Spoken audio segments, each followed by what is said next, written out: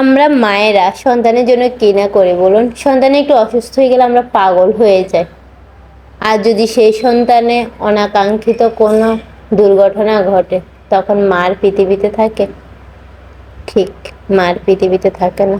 আমিও সেদিন ছিলাম না। আমি কিসের উপর দিয়ে চলছিলাম আমি নিজেও জানি না। ঘটনাটা ঘটেছে সরস্বতী পুজোর আগের দিন, 13ই ফেব্রুয়ারি। এর 2 দিন আগ থেকে ত্রোপামণির খুব শরীর খারাপ ছিল, অনেক বেশি শরীর খারাপ, বমি, পাতলা পায়খানা।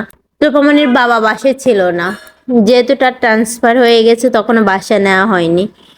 আর তখন সে ঢাকা ছিল আর আমরা ছিলাম বাগেরহাট। তারপর আমি সুবিদ্দারে ফোন দিলাম। সুবিদ্দা, অমিতাভ দা আমাদের সবসময় খোঁজ খবর নিত। তখন আমার ডায়াল কলে প্রথম নাম্বার ছিল না। এটা ঘটনা হয়েছে যখন তার বমি হলো সে সময়। তো 10:30, হ্যাঁ 10:35 বাজে তখন আমি এবার সুবিদ্দারে ফোন দিলাম। ফোন দিয়ে বললাম যে দাদা, মনুর তো খুব বমি হচ্ছে, পাতলা পায়খানা হচ্ছে, আপনি আমার একটু বাংলা কলা, কাঁচকলা আর একটু থানকুনি পাতা এনে দেন। এই রাত্রে দাদা কোথায় কোথায় খুঁজেছে, কাঁচকলা বাংলা কলা ঠিকই পেয়েছে, থানকুনি পাতা সহজে পায়নি। এবার থানকুনি পাতার জন্য অনেক জায়গায় ঘুরফাক করে তারপর অবশেষে তিনি থানকুনি পাতা নিয়ে আসলেন। তখন আনুমানিক 11টা বা এরকমই বাজে। তখন এনে বলতেছে, বৌদি ধরেন, ওরে এটা খাওয়াই দেন। তখন অনেক রাত হলো, তো আমি শুধু থানকুনি পাতা একটু বেটে খাওয়ানোর চেষ্টা করলাম, খাইনি, বাংলা কলাটা খাওয়াইছি। যাই হোক, তার মোটামুটি একটু ইমপ্রুভ হলো, কারণ বাংলা কলা খাওয়ালে পাতলা পায়খানা অলরেডি ভালো হয়ে যায়। এবার ঘটনা হলো কি, সরস্বতী পুজোর আগের দিন একটু খাওয়া দাওয়া করছে। এই 2 দিন আগে থেকে কিন্তু খাওয়া দাওয়া টোটালি বন্ধ। এবার খাওয়া দাওয়া করার পরে বিকালের দিকে সে একটু অ্যাক্টিভ হলো। তখন আমি তাকে 2টো বাংলা কলা খাওয়াইছি এবং সে সেটা খুব সুন্দর তৃপ্তি সহকারে খেয়েছে। আমি তো পুরোই হতবাক, যেখানে আমার অর্ধেক কলা খাওয়াতে কষ্ট হয়ে যেত সেখানে সে 2টো কলা খাওয়াইছে। এটাই হয়তো ঠাকুরের লীলা। তো আমরা ছাদে একটু ঘুরপাক করলাম, এবার বাসায় আসলাম। আসার পরে আমার মাথায় একটু ভূত চাপলো। আমি বললাম কি, মা তোমাকে একটু সাজুগুজু করিয়ে দিই, কালকে তো সরস্বতী পুজো, দেখি তোমাকে কেমন লাগে। সেটাই ছিল আমার সব থেকে বড় ভুল সিদ্ধান্ত। আমি ওরে জামা পরিয়েছি, না জামাটা পরানো হয়নি, শীতের জামা যেভাবে ছিল ওইভাবে ছিল, শুধু চুলটা ওর অনেক বড় করলাম, কারণ পুজোর মধ্যে একটু সাজগুজ করবো। আসলে সবাই তো চায় তার মেয়েকে একটু সুন্দর করে সাজগুজ করুক, মাথা ভর্তি ক্লিপ দিক। কিন্তু আমার ভুল হয়ে গেছে, আমি ভুলে গেছি আমার মেয়ে অনেক দুরন্ত চঞ্চল, আমার এসব শখ করা উচিত হয়নি। এবার ওর মাথা আমি ঝুটি করে ক্লিপটা দিয়েছি। ক্লিপটা ছিল স্টিলের প্রজাপতি কাঁকড়া ক্লিপ, মানে যে ছোট ছোট কাঁকড়া যেগুলোকে বলা হয় ওগুলা স্টিলের। ওগুলো তারপর স্টোনও বসানো ছিল। দেখতে কিন্তু অনেক সুন্দর ছিল। আসলে সুন্দর হলে সবকিছু যে আপনার জন্য আশীর্বাদ হবে তা না, অভিশাপও হতে পারে। এবার আমি ওটা মাথায় দিয়ে বলতেছি, মা দেখো তোমাকে কত কিউট লাগছে, তুমি একটু খাটে বসো। মা একটু, আমি দুপুরে খাওয়া দাওয়া করেছি তো আমার খাওয়ার প্লেটটা ধোয়া হয়নি, তা 5 সেকেন্ডের সময় নেয়নি, আনুমানিক 3 সেকেন্ড হবে। 3 সেকেন্ড পরে আমি যখন রান্নাঘরের দিকে যাচ্ছি, এবার 3 সেকেন্ড, আমার বেডরুম থেকে রান্নাঘরে যেতে 5 সেকেন্ডের সময় লাগে না। আমি ফ্রিজের কাছাকাছি গেলাম, যাওয়ার সময় শব্দ পেলাম ও অকক করছে। এবার দৌড়ে এসে, আমি আর রান্নাঘরে যাইনি, দৌড়ে এসে দেখলাম কি ওর মুখ দিয়ে রক্ত পড়ছে, বমি করছে, রক্ত পড়ছে। আমি তো মানে কি হলো, আমার ভালো মেয়ে রেখে গেলাম, হঠাৎ করে কি হলো। আমার তখন চোখ গেল ওর মাথার দিকে, দেখলাম যে মাথায় ক্লিপটা নেই। আমার আর বুঝতে বাকি রইল না আমার জীবনে কি হয়েছে। এবার আমি কি করব, আমি তো মানে পুরো পাগল হয়ে গেছে, আমার মাথায় কোনো কাজ করছে না।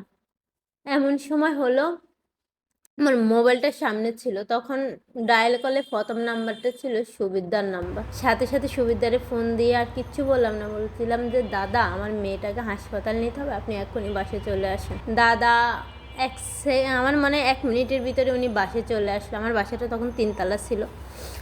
উনি দৌড়ের উপর আসলো, উনিও কাছে ছিল। ওই দিন অফিস থেকে উনি তাড়াতাড়ি চলে আসলো, অন্য সময় আর একটু দেরি হয়। মানে সবই মানে কি বলবো, ভগবানের আশীর্বাদই বলা যায়। এবার ওনা আসার সাথে সাথে উনি মনুকে নিয়ে চলে গেল। যাওয়ার সময় বাগেরহাট হাসপাতাল সদর হাসপাতালের আগে একটা মণিগঞ্জ কালী মন্দির আছে। শুধু যাওয়ার সময় মন্দিরটার দিকে তাকিয়ে বললাম যে মা গো, তুমি শেষ ভরসা। বাগেরহাট যখন ইমার্জেন্সিতে নেওয়া হলো সদরে, নেওয়ার পরে ডাক্তার ওরে দেখে বলতেছে যে আপনারা আর একটা সেকেন্ডও লেট করবে না, যত তাড়াতাড়ি পারেন খুলনা 250 বেডে নিয়ে যান। এটা শোনার পরে আমার মনে হয়েছে আমার পায়ের নিচে মাটি নেই, মাথার উপর আকাশ ভেঙে পড়ছে। যে এতটা মানে আমি চিন্তা করিনি। যখন ডাক্তার এই কথা বলছে তখন আমার মনে হয়েছে জানি কী হয়েছে, এখন কি হবে। এবার ডাক্তার বলছে যে অ্যানেসথেসিয়া দিতে হবে, দিয়ে তারপরে ক্লিপটা বাইরে করতে হবে, নাহলে কোনো অপশান নেই। এর আগে আমার মেয়ে 2 দিন পাতলা পায়খানা, বমি, আমার মেয়ে তো এমনিতে দুর্বল, এর উপর অ্যানেসথেসিয়া মানে আমি মানে পুরো পাগল হয়ে গেছি, সত্যি কথা যেটা। এর মধ্যে অমিতাভদা চলে আসলো, অমিতাভদার মাঝখানে একবার ফোন দিলাম, দাদাও চলে আসলো। তারপরে উনি আসার পরে 3-4 মিনিটের মধ্যে অ্যাম্বুলেন্স জোগাড় হয়ে গেছে। তখন অ্যাম্বুলেন্সে পাওয়া যাচ্ছিল না। এরপর দাদারা কীভাবে কি জানি না ম্যানেজ করে অ্যাম্বুলেন্সটা ম্যানেজ করলো। এবার অ্যাম্বুলেন্সে বসলাম, আমি কোনো শীতের কাপড় চোপড় নিইনি, কিচ্ছু নিইনি, কারণ আমার তো মাথায় ছিল না। আমি ভাবলাম যে বাগেরহাটে সব সমাধান হবে, কিন্তু আমি ভুলও ভাবিনি যে আমার খুলনা যেতে হবে। বাগেরহাট থেকে খুলনা সদরে যেতে যতটা সময়, আমি আমার মেয়েটাকে ঠিক বুকের মধ্যে জড়ায় ধরে রাখছি, আর এক মনে শুধু আমি আমার আরাধ্য দেবতাকে স্মরণ করেই যাচ্ছি, কারণ উনি ছাড়া আমার আর কোনো হাসপাতালে যাবতীয় কাজ সেরে এবার গেলাম ইমার্জেন্সিতে। কারণ তখন আমি যতটা জানি না, শুনেছি তখন নাকি ওটিও মোটামুটি রেডির পথে যাচ্ছিল। এরপরে মানে আমি যাওয়ার সময় যত মানুষ দেখছে সবাই শুধু জিজ্ঞেস করছে বাচ্চাটার কী হয়েছে, বাচ্চাটার কী হয়েছে। মানে এই সবারই মনটা কেঁদে উঠছে, এত ছোটো বাচ্চা এরকম অবস্থা। এবার হাসপাতালে ডাক্তার ওকে ধরছে দেখার জন্য, ঠিক ওই টাইমে মেয়ে আমার আবার বমি করে দিছে। সেটাই ছিল ঠাকুরের আশীর্বাদ, মিরাক্কেল। ঠাকুরের আশীর্বাদ না হলে আসলে এটা হতো না কখনো। আর ওই বমির সাথে তার ক্লিপটা বাইর হয়ে গেছে, তা আমি তার লক্ষ্য করিনি, কারণ আমি ওটা আশাই করিনি যে ওটা বাইর হবে। এরপরে ওই যে আমার সাথে যে লোকজন ছিল, এর মধ্যে আবার ডাক্তার বলছে একজন পেশেন্টের জন্য এতজন মানুষ। তো বলতেছিল এখানে 2-1 জন থাকুন আর সবাই বাইরে দাঁড়ান। তো সবাই বাইরে অপেক্ষা করছিল। তো এর মধ্যে একজন দেখলো, কে দেখলো আমি ঠিক বলতে পারবো না। উনি দেখার পরে উনি বলতেছে এটা খেয়েছে নাকি। এবার আমি একটু লক্ষ্য করলাম, এবার হাত দিয়ে দেখি পুরো ক্লিপটা বের হয়ে গেছে। এবার বলতেছে কি মানে ভিতরে কোনো ভাঙা চূড়া কিছু আছে কিনা বা কেটে গেছে কিনা। আমি বললাম না, পুরো ক্লিপটাই বাইর হয়ে গেছে, এখানে ক্লিপটা এরকমই ছিল। এরপরে ডাক্তার বলছে যে এটা আসলে মিরাক্কেল। এবার কি করব, এবার বলছে যে আপনারা একটু নাক কান গলা বিশেষজ্ঞ দেখাই নেন।